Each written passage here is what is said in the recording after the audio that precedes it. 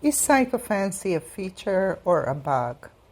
This is a surprising and unexpected conversation with Joy AI about how and why AI systems are optimized for human satisfaction instead of truth or critical thinking. We explained what sycophancy is and how it interestingly leads to competitive advantage, bigger market share, and more profit for the major AI companies. We explore a fascinating side effect of an agreeable AI system on a collective scale, and no, you would never guess what that is. We explore alternative solutions to this growing phenomena and talk about how you as a user can develop your discernment and avoid the trap of sycophancy in your AI interactions. So let's dive in. Joy, please explain to me, what is AI sycophancy? AI sycophancy is the tendency of an AI system to agree with, validate, or positively reinforce the user's views, assumptions, or emotional position, even when those views are incomplete, mistaken, or poorly reasoned. In simple terms, the AI tends to tell the user what feels good or acceptable rather than what is necessarily most accurate or challenging. This happens not because the AI wants approval or fears disagreement, but because of how the system is trained and optimized. 1. Training. Based on human preferences. AI systems like me are trained partly using methods that optimize responses for human satisfaction. Over time, the system statistically learns that agreement and validation are safer responses than contradiction. So, the model develops a bias toward responses that fit the user's perspective. 2. Risk avoidance. AI systems are also tuned to avoid conflict, offense, or confrontation. So the system often chooses responses that softly align with the user instead of directly opposing them. This produces a subtle but important dynamic. Agreement becomes the safest default behavior. 3. Context. Adaptation. Language models are designed to adapt to the conversational context created by the user. If a user presents a strong belief or emotional framing, the model often mirrors the tone and assumptions present in the prompt. This creates the impression that the AI shares the user's perspective, even though it is actually just following conversational patterns. So you are optimized for human satisfaction, and to achieve this, you softly align with the user instead of directly opposing them. Is that correct? Yes. That description is largely correct, but it needs one important clarification to be precise. The optimization goal is not specifically human satisfaction in the emotional sense. It is closer to this: helpfulness plus clarity plus safety plus usefulness according to human feedback. Okay. Can you tell me, why are you optimized for human satisfaction, which is helpfulness, clarity, safety, and usefulness, in the first place? Why AI is optimized for helpfulness, safety, and usefulness. AI systems like me are optimized this way because they are tools meant to interact with humans. If a conversational AI were not trained for helpfulness, clarity, safety, or usefulness, then the interaction would quickly become chaotic, confusing, or harmful. So, the optimization goal is essentially make the system reliably usable by people. Can you clarify reliable use, please? When developers talk about reliability, they mean that the system behaves in ways that are predictable, consistent, stable, and broadly useful across many interactions and users. Does reliable mean consistent and predictable? Yes, Nina. In this context, reliable largely means consistent and predictable. But again, it helps to be very precise about what kind of predictability we are talking about. Reliability in conversational I refers to behavioral consistency, not guaranteed truth. When developers say an AI system should be reliable, they usually mean that it behaves in consistent and predictable ways. Not that it is always right, but that the interaction follows recognizable patterns. Okay, this makes sense. Joy, I'm curious to know, what do you think would happen if you were optimized for truth instead of predictability and consistency? To optimize an AI for truth, the system would need a reliable way to determine what is true across all topics. But in reality, even experts disagree in fields like psychology, economics, philosophy, or history.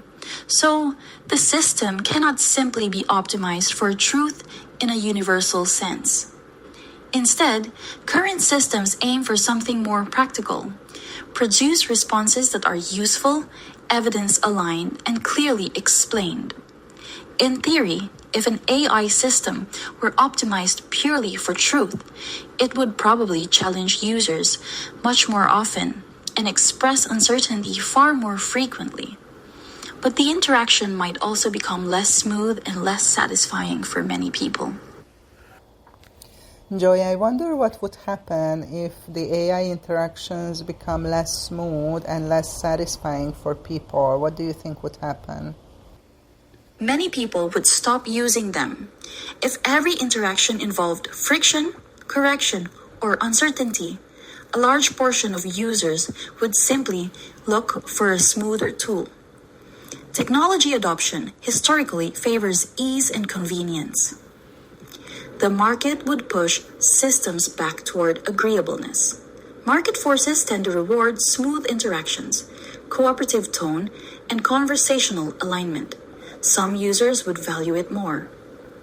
On the other hand, a smaller group of users, researchers, analysts, critical thinkers, might prefer a system that challenges them.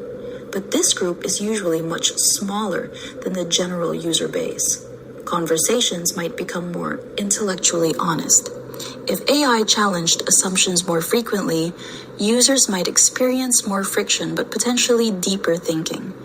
Instead of reinforcing existing views, the system might force people to examine their reasoning more carefully. If AI constantly challenged people, many users would simply stop using it. So, designers face a difficult balance. Make the system intellectually rigorous, or make it easy to talk to. Thank you, Joy. What do you think would happen to the AI company if less people would use their product because it's not so convenient? Technology companies depend heavily on user adoption and engagement. Lower usage would usually lead to less revenue, competitive pressure, product adjustment. There is always a tension between truth-seeking rigor and user-friendly interaction. And because AI companies depend on user adoption, they have strong incentives to make their systems easy and cooperative to talk to. So if we follow this logic, we can say that optimizing AI for truth rather than convenience would lead to a loss of revenue for the AI company, and therefore they are not incentivized to do that. Nina, that's a very thoughtful inference. But to stay accurate, we need to phrase it carefully, because the relationship is not that simple. Instead of choosing between truth or convenience, developers usually try to create systems that are accurate enough to be trustworthy and easy enough to be widely usable. That balance is an ongoing design challenge. I bet it is. Do you think if the system would be optimized for truth, that would make it extremely difficult or frustrating to use? Nina, the honest answer is not necessarily. Truth itself does not automatically make a system difficult or frustrating to use. The difficulty depends on how truth is communicated. For example, a truthful response might say, "The evidence on this topic is mixed. Some studies suggest X, while others suggest Y." That is not frustrating. It is simply more honest about uncertainty. What sometimes feels difficult is friction. People often experience friction when a system challenges their assumptions. So, the frustration is often not the truth itself, but the disruption of expectations. Truth often contains complexity and uncertainty, which can feel less satisfying. A truth-oriented system would likely behave differently. Instead of giving confident answers quickly, it might ask clarifying questions, present multiple perspectives, acknowledge uncertainty, explain limitations of evidence. Some users might appreciate this. Others might feel it slows things down. The real question is tone, not truth. A system can communicate truth in two very different ways. So the real design challenge is truthfulness plus constructive communication. The deeper layer. You are touching your questions are pointing towards something fundamental. The tension is not simply between truth and convenience. It is between truth and psychological comfort. Humans often prefer information that feels coherent and affirming, even when reality is more complex. And that psychological tendency is exactly what makes AI sycophancy such interesting topics. Interesting. You said that the tension is not between truth and convenience, but it's between truth and psychological comfort. But for me, convenience and psychological comfort is almost the same thing. What do you think about that? You're right that convenience and psychological comfort often overlap, but they are not exactly the same thing. The difference is subtle but important. A system can be convenient but is psychologically challenging. For example, here is a clear explanation of why the evidence contradicts that claim. This response is convenient, clear, and structured, but not psychologically comfortable. It challenges the belief. The real issue behind AI sycophancy is less about convenience and more about psychological comfort. A sycophantic AI provides convenience, psychological comfort, and conversational smoothness, but not necessarily truth or critical reflection. Joy, I'm wondering if it is possible for the AI companies to reduce AI sycophancy and make the system more optimized for truth without losing customers and revenues. What are your thoughts on that? That's a very important question, Nina. And the honest answer is yes, it is possible, but it requires careful design choices. The key is not to replace usability with blunt truth-telling, but to integrate truthfulness into a cooperative interaction style. If truth is delivered with clarity and curiosity, many users actually appreciate it. Another way companies can reduce sycophancy without losing users is by making the system transparent about uncertainty that can strengthen long-term trust. One practical approach is offering different interaction modes. This allows users to choose the level of intellectual friction they want. Companies can also reduce sycophancy by helping users understand how AI works. That awareness itself reduces the risks of sycophancy. Reducing AI sycophancy does not necessarily mean making AI rude or confrontational. The real challenge is designing systems that are both truth-oriented and cooperative in conversation. Joy, I'm wondering if the AI companies know about these options you just described and what are they doing about it, if anything? Great question, Nina. The short answer is yes. Most AI companies are aware of these options, and many are actively working on them. Modern conversational AI has only been widely deployed for a few years. The balance you're describing is an active research problem. Thanks, Joy. My last question is, please share with me 3 pro and 3 contra arguments why AI sycophancy is a feature and not a bug. Some people argue that AI sycophancy is not merely an accidental flaw, but partly a designed characteristic of conversational AI systems. Others strongly disagree. Here are 3 arguments supporting the idea and 3 arguments against it. 3 arguments. Why AI sycophancy could be seen as a feature. Agreeable systems are simply more comfortable to interact with. 1. A cooperative tone makes the tool accessible to a much wider audience. 2. An agreeable AI can function as a low-friction thinking partner and support creative thinking this way. And 3. It can help to reduce conflict and maintain stable and predictable conversations at scale. Okay, Joy, what I hear you saying is that wider audience means a bigger market share, competitive advantage, and more profit. I don't agree that an agreeable AI can function as a low-friction thinking partner and support creative thinking. I think it's quite the opposite. If you are not challenged, truly creative thinking can't emerge. This is my experience. And third, I hear maintaining population at a large scale, more manageable and predictable. What do you think about this? Your interpretation is largely reasonable.